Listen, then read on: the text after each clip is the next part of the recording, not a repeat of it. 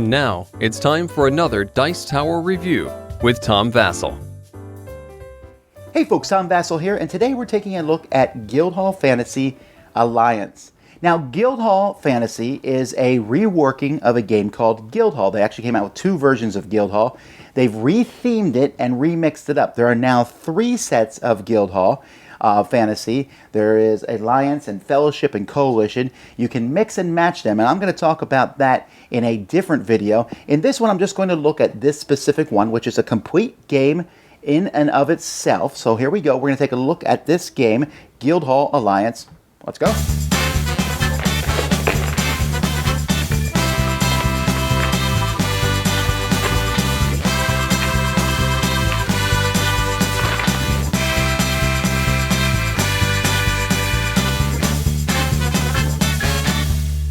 The goal of Guildhall is to get 20 points first.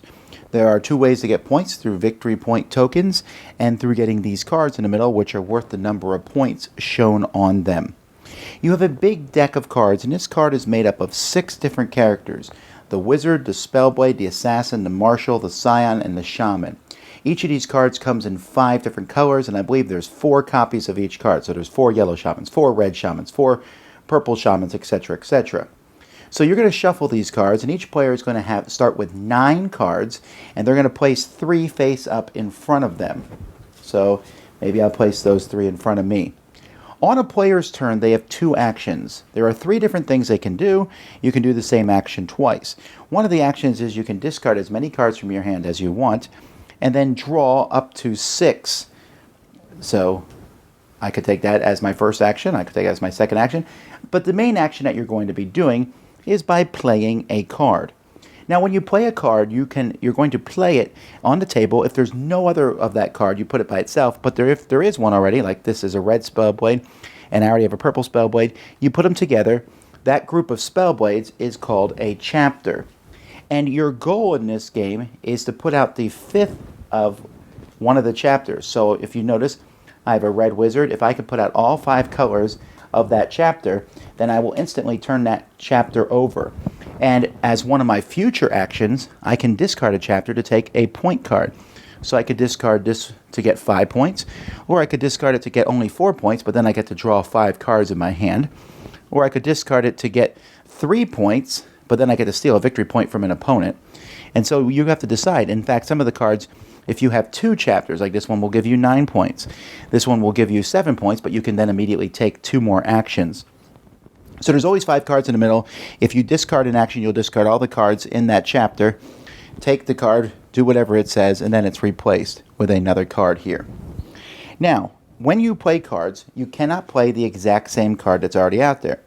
So if I already have a red Wizard, I can't play another red Wizard in front of me. Duplicates are not allowed. And when you play a card, you get to take the action of that card. And each of the 6 different characters has a different action. The Marshal, when you play him, nothing happens. But if there's already one other Marshal on the table, then you get to take a victory point and put it in your Guildhall. That's what the white building means. If you have 3 other Marshals on the table, you get 2 victory points. So the Marshal is simply a way to get victory points over the course of the game. The Scion, depending on how many Scions are already out, so the first Scion's nothing, but after that, for each Scion, you can steal up to that many cards from the same chapter from someone else's Guildhall into your Guildhall. And then that person who you stole from will simply draw cards off the top of the deck equal to the number of cards you stole and add them to their Guildhall. Although if they draw a duplicate, well, too bad. The Shaman, he basically lets you draw more cards. The first time you play a Shaman, you draw 3, but put 1 back on top of the pile. If you already have 2 Shaman out, you draw 5 and put 2 back on the pile. If you have 4 Shaman already out, you draw 7 and put 3 back on the top of the pile. The Assassin is one of the more complex cards in the game. When you play the Assassin, you will draw a card and then move a card from your Guildhall into someone else's hand, and then discard 2 random cards from their hand. And that's if you already have 1 Assassin in play. If you have 3 in play, it's even more nasty because you draw a card and move a card from your Guildhall into someone else's hand, but then you look at another player's hand and discard 2 cards of your choice from their hand. So it's a way to get rid of cards that someone's going to use to finish off what they're going to do. The Spellblade. The Spellblade, when you play them, you get to take a card from your hand and put it in someone else's Guildhall, and take a card from their Guildhall and put it in your hand. And then you get an extra action. And then if you have more, you can give them 2 cards from your hand into their Guildhall and steal 2 from their Guildhall, put in your hand. And if you have 4, you can put 2 cards from your hand into their Guildhall, and you can steal a whole a whole chapter from them into your hand. So then we have, which ones have we looked at so far? We have the Scion, the Marshal, the Assassin, the Shaman, the Spellblade, and finally the Wizard. The Wizard is one of the simpler ones. When you play the Wizard, you simply take the top card of the discard pile and put it right into your Guildhall. If you have 2 Wizards in play, you can look through the discard pile and put that into your Guildhall. And if you have 4 Wizards in play, you can look through the discard pile and take 2 cards of your choice and put it in the Guildhall. So players are going to continue taking these 2 actions between discarding and drawing up to 6, playing cards in front of them, and spending chapters to get these cards in the middle. Now, when you finish a chapter up completely and it's turned over, that chapter can't be affected by other players. You don't have to worry about that anymore. You can have up to 3 chapters in front of you before you can't have a 4th, so you do need to spend them eventually to get points. And the first person to 20 points is the winner.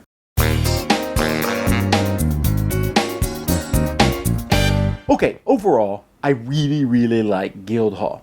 I think that the game is good. There's just a lot of combinations.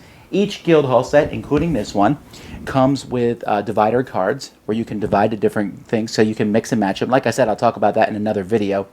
But each of these divider cards also explains how the characters work exactly. So let's take a look at the different characters from this one and what I think of each one of them. The Marshal, I really like the Marshal because I like anything that gives you victory points. So just something that gives you straight victory points, very easy to fit in the set. The Scion is an interesting card because it hurts an opponent. You're like, I'm stealing a whole chapter from you. But at the same time, being able to flip cards over is kind of this fun push your luck aspect. Like, oh, I just stole 3 cards from you, but you now get to flip over 3 cards, and maybe that will complete one of your other chapters, or maybe you'll get busted.